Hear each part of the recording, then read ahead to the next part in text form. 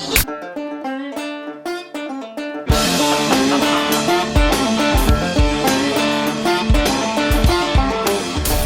my muffin. Well, hello there. I am Baboon. Welcome to another roaring review from Chappers and Lee. Sit back, relax, and enjoy the show. I know I will. I am Baboon.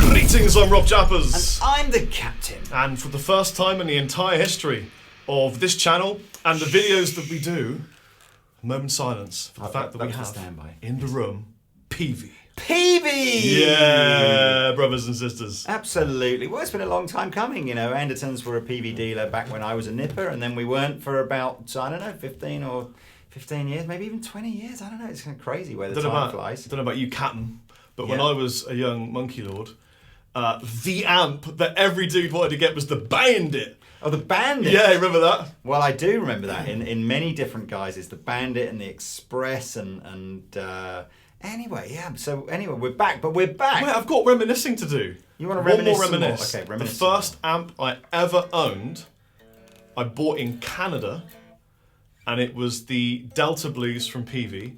And I loved it so much, I had it shipped back from Canada to England and had the power changed because it didn't have switchable power back then. That was the 1x15, wasn't it? The Delta Blues. It was beautiful, had the vibrato built into it. Yeah. Anyway, Peavey, if you've not played a Peavey, now is your time to listen to the goodness.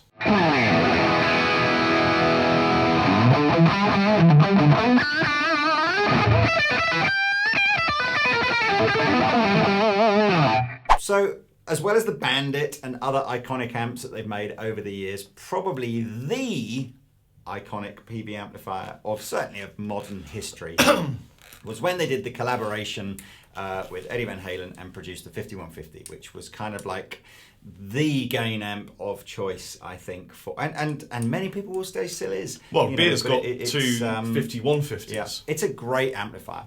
Now, as all good things come to an end, Eddie parted company with Peavey to pursue his own thing a few years ago. But as Peavey sort of owned the whole kind of amp rights, they thought, I know what we'll do. We'll make an amp called the 6505, which apparently is the relates to the fact that the company started in 1965 and in 2005 was their sort of 40th anniversary, and this was when this amp came out. I love it when Lee drops a knowledge bomb on my ass. Knowledge bomb! Boom! I learn things. Boom! Just get that back anymore. I'll just use a different one. Did you just throw a £7 plectrum? Yeah, I've got another one. It's fine. Oh, that's right. 14 pounds of plectrum in my bucket. So the 6505, which was obviously originally, well, and still is, the big daddy 100-watt kind of nut job amplifier with all different models of it and clever things like MIDI and all sorts of stuff in it. But the reason, to be totally honest with you, the reason that I was tempted back into the Peavey fold is the 6505 mini head, which is all that juicy 6505 goodness in an amp that we can now all afford and we can all carry and we can all play in our bedrooms if we want to.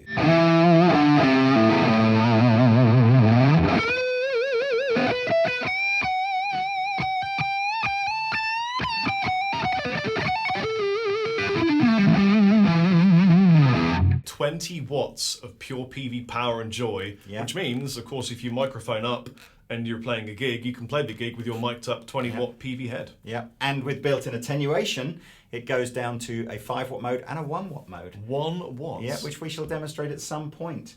The stuff it's kept from the 6505, the big one is the sort of the brutal gain structure and the fact that you've got a sort of a rhythm, a crunchy rhythm tone and a lead tone, all of which you can foot switch from the supplied foot switch, which I hasten to say has not changed in design since we were last a Peavey dealer in 1937. Well, how old is Peavey then? 1965. So of course that is 50 years You've old. already answered that question for me literally minutes ago. But yes, I do remember, again, old Peavey bandits and things like that coming with these kind of funky, like some sort of chopped off pyramid type effect thing going on here. Chopped off pyramid. We'll come back to that shortly. Aliens. There's loads of other good features about this amplifier. Would you like me to tell you some of them? I'd like to tell me all of the features of this amplifier, Lee. Okay, well, the power output stage uses a pair of EL84s, and we love EL84s, so that is a win. It has a speaker emulated output, which you will hear at some point in this video as well. The speaker emulated output can also work without a speaker attached, so it has a full dummy load inside here, so you can just run this into headphones if you want, or straight into your mixer for home recording. And it also has a USB output, which again is if you want to record straight into your DAW and into your sort of software, then you can do that without the need for anything other than a USB cable.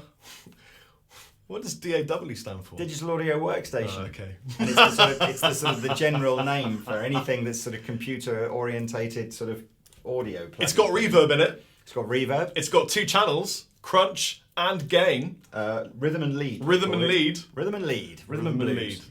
And it also has, and I forget what TSI stands for, tube something indicator or something. But the clever people at Peavey have given you like a warning light for if in case it goes down. Yeah, so this is these are for the 2 EL84s in here, and you'll notice when I put standby on, they both light up green and happy. Yeah. And if either of those should even begin to be slightly unhappy, these lights will change to red, and you know that you can quickly replace Something an in me EL84. really likes that. Yeah. But also, I think it's the kind of thing that I would obsess about and continually be looking at. Green? A bit like when I'm driving and I'm always looking at the speedo in case I'm going to get a ticket for being a nutcase. Yeah. Do you know what I mean? Yeah. Do you know what I mean, Lee? So, not that I've got any points on my driver's license for driving too fast. Well, the last time I was in Lee's car, I myself. No, because we weren't doing anything. We weren't going anything illegal at all. You just No. weren't feeling very well. So band EQ, rhythm lead, reverb, resonance and presonance. Resonance and presonance, resonance and presence. They are fundamentally one and the same thing, but one does bottomy things and one does toppy things. I'll demonstrate that soon. Bottomies. And we're running it into a 412, which is a bit of a luxury. Let's be fair. Most people who buy a 6505 mini head will end up with something a bit smaller. But we like it large. So, and this is a green backloaded PV 412. So this is kind of the 4x12 that you'd use if you had the big. Is it a heavy unit? No. No. I don't know how.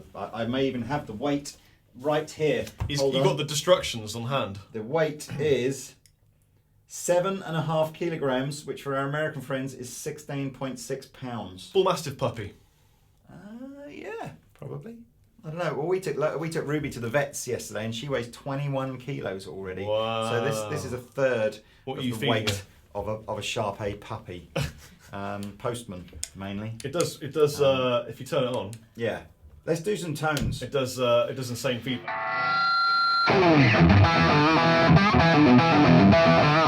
I'll tell you what, I'll do that riff, but stick it on the rhythm, and then step in that dirt.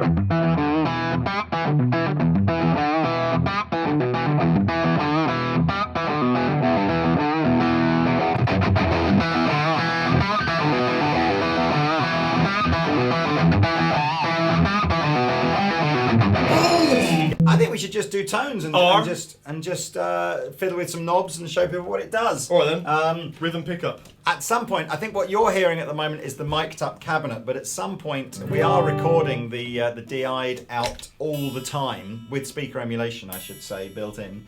So at some point during this video, I'll ask Rabir to switch what you're hearing to the DI'd output so you can get an idea. So let's start with clean. So we've got a little bit Strat-tastic on you here, just whilst we just do a couple of tones of the Strat. I don't think this is the kind of amplifier that you old school bluesers are going to want to buy, but you never know, just in case you get to a gig and this is all you've got to use because that's what the other guitar player's using or whatever. These are the kind of tones that you might get.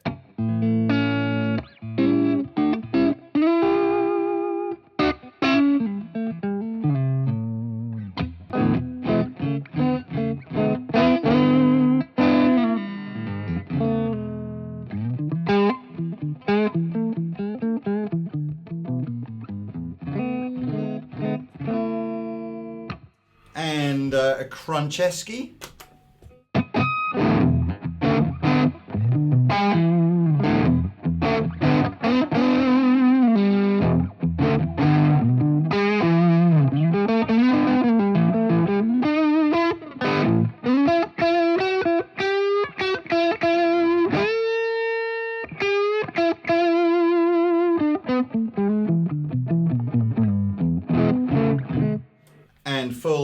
the wall if we ever need that.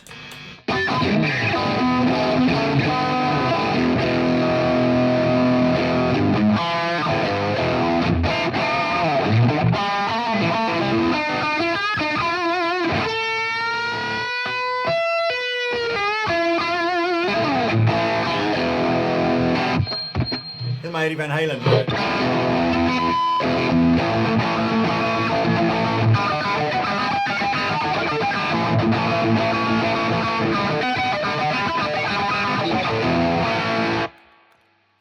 I'm good, aren't I? We're back now using a full fat humbucker with added fatness. So I think why don't you play whilst I fiddle, and then people can kind of get an idea of what the amp can do. This is my Les Paul YouTube, just in case you weren't sure whose Les Paul this was. This is the one that I own. So over on my rhythm channel here, you'll see that we've got a pre-gain control, so we can adjust how clean the rhythm channel is. And we've got a brightness switch and a crunch switch. The crunch switches I can do from the foot switch, and the brightness switch I have to switch from here. So let's just start with just the straight clean with no brightness. And it helps if I turn the standby switch on.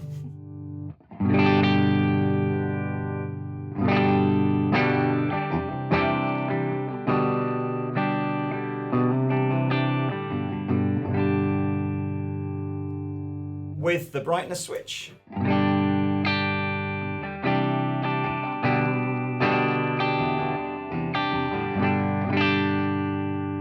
Now, of course, I could tap this.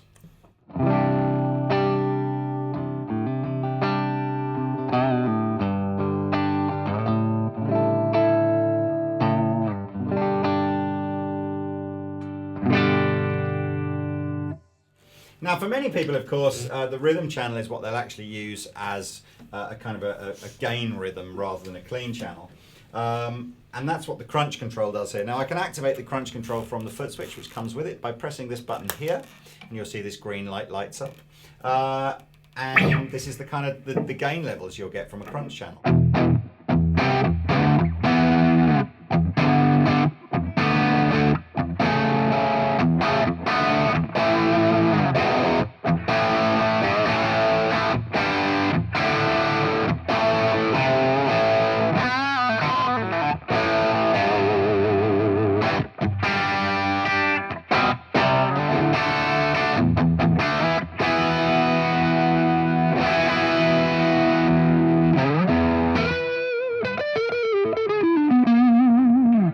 If that's not enough gain for you on your rhythm channel, of course what we can do is just begin to turn that up. I'm not sure what this is going to do to volume, so apologies to Rabir, we'll see. So this is up to like number 7 now.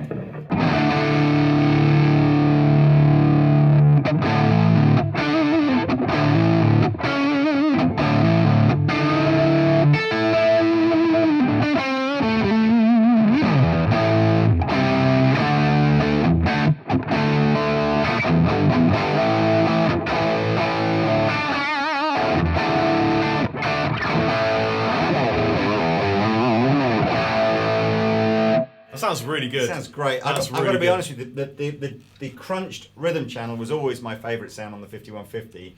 Because what we're about to do now is go into the lead channel, which goes into much more saturated sort of gain modes, and potentially where, if you're not careful, the sort of De La Fizz might come in. So just be a bit careful on the lead channel, They were an 80s pop band, weren't they? Unless you like De La Fizz, in which case turn it all up. If you do, you're probably like DeBarge as well. Remember them?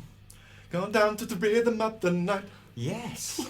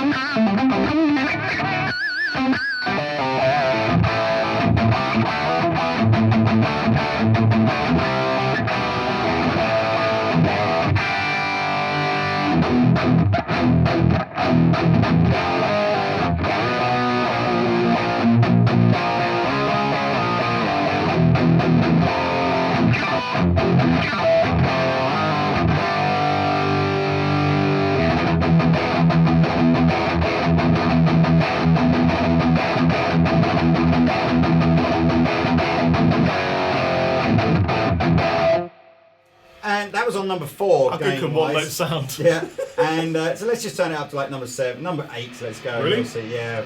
All right.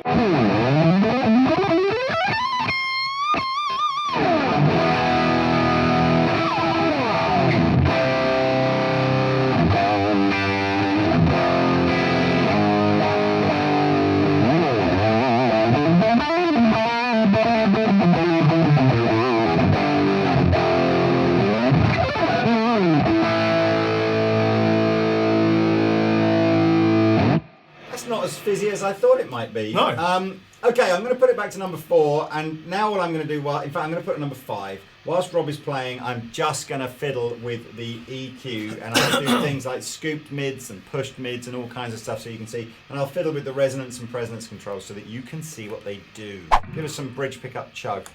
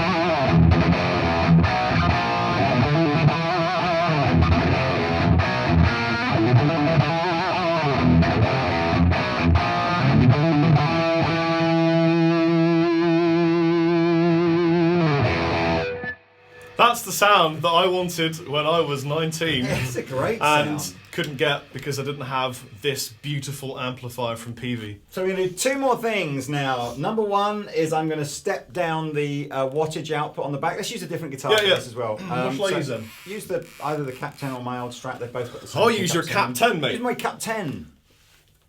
Can you hold morning coffee? What? That's what I call her. Do you? Yes. Morning coffee. I need to take my morning coffee. That's what I say to my wife.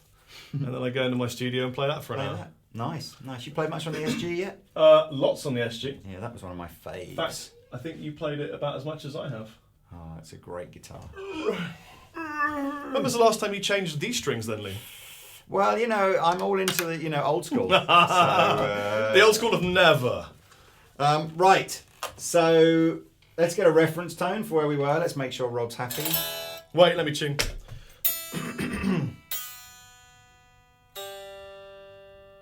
I have got reassuring, slight mild ringing in my ear now, so... Have you? Do you like our lava lamp here? Actually, strictly speaking, I don't think it is a lava lamp. It's a Nova lamp. Because we were too cheapskates to buy the proper one.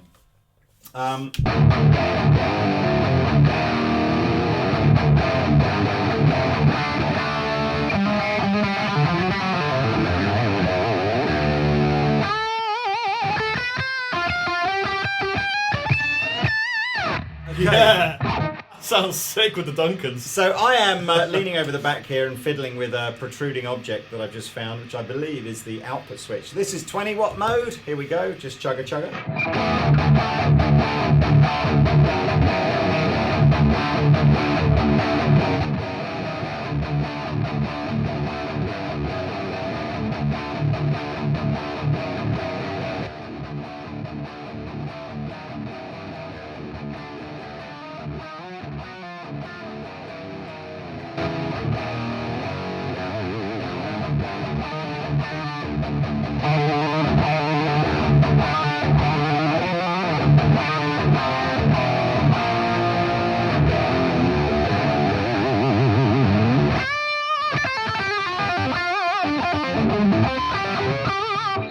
I'm going to get carried away and play this for hours. Kind of as expected, as you drop down in power, you lose some of the sort of the balls of the amplifier. But that's Do you? I didn't really notice a lot of it's- balls, it's- but you got such big balls. I think the room has enough balls anyway. I think it's probably just the fact that you cannot move a speaker the same with a 1 watt amp as you can with a 20 watt amp. So, but it still had all the gain. So the next bit and the final bit of this clip, just for fun, is Rabir will now, and we'll annotate this on screen so it's cool, but we'll play like 30 seconds of stuff, and the first 5 seconds will be the mic'd up cab, and then the rest of it will be the DI'd output. Is that okay, Rabir? Hurrah! Ready?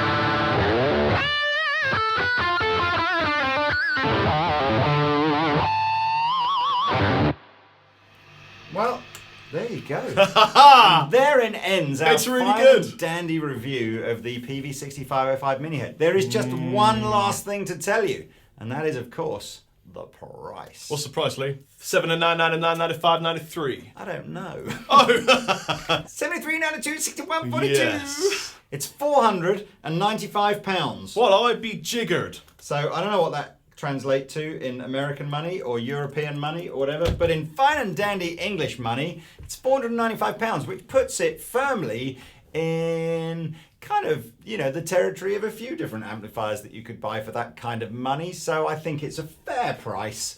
I like the look and the grille. It looks kind of old school. Do you know what I mean? I like the fact that the Peavey logo has gone behind. Well, it's gone from looking totally kind of relevant and cool in the sort of 70s and 80s to looking like totally, I think, sort of like dated and uncool in the sort of 2000s and the 90s and the 2000s. To now coming back and being like, well, it's cool to be 70s and 80s again. So the logo kind of looks cool again. Well, I hope so, because I was born in the 70s. So I was born under rolling. What was that song? I was sonning a star. I was born under a rolling star. That was an old actor sung that in a film, and he was in. Was it Ronald Reagan? No, he was in The Dirty Dozen, and he had like white hair. Was that a porno? No, he was called.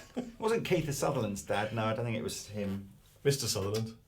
Whatever his name is. So I'm related to Keith Sutherland. No, you're not. I am. How? He's a Sutherland. Are you like the Kevin Bacon of the everybody's related to everybody 6 steps removed? No, I'm Robert Sutherland. Chapman. I know that, but there's hundreds of Sutherlands. He's in my clan. I claim him as my own. There's like a cemetery in Guildford called Sutherland Memorial. Just ignore anything Lee says from here on in the video. Are you related to them as well? I suppose. Absolutely. Any Sutherland. And Nikki Chapman. Are you related to her? Who? Nikki Chapman. No, I don't. You mean Nicki Minaj? Possibly. And the Wizard of Pronouncement. Anyway, I've definitely been Rob Chapman. And I've gone somewhere that I don't want to go to again. but he's back. But I'm back now. Bye. Bye. Bottoms. I'll demonstrate that soon.